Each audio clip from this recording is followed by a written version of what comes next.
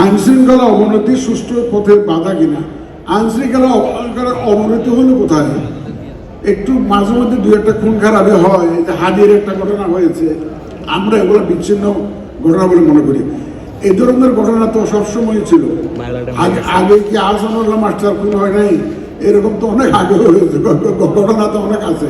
আমাদের কিবরিয়া সাহেব, যে ফরমার ফরেন মিনিস্টার কিবরিয়া সাহেব খুন হন নাই। ইলেকশন আসলে এই ধরনের ঘটনা হয় বাংলাদেশে, এগুলো নতুন কিছু না। সুতরাং আইন শৃঙ্খলা পরিস্থিতির বড় উন্নতি হয়েছে। আমরা 5ই আগস্ট 24-এর সাথে তুলনা করুন।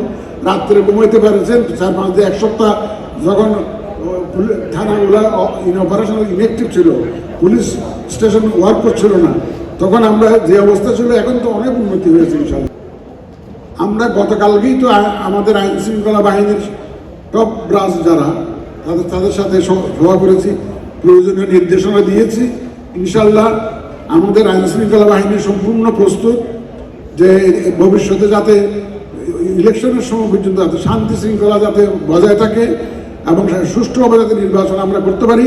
আমাদের আইন শৃঙ্খলা বাহিনী তাদের একদম সম্পূর্ণ প্রস্তুতির কথা গতকালকে আমাদেরকে জানিয়েছে। আপনারা হয়তো মিডিয়াতে দেখেছেন। ইনশাআল্লাহ নিশ্চিন্ত থাকেন, নির্বাচন সঠিক সময়ে সঠিকভাবে একটা সুষ্ঠু সুন্দর নির্বাচন, প্রতিযোগিতামূলক নির্বাচন ইনশাআল্লাহ আমরা দেখতে পাবো। যে ওয়াদা আমরা জাতিকে দিয়েছি, সেই ওয়াদা ইনশাআল্লাহ পরিপালনে ইলেকশন কমিশন প্রতিজ্ঞাবদ্ধ।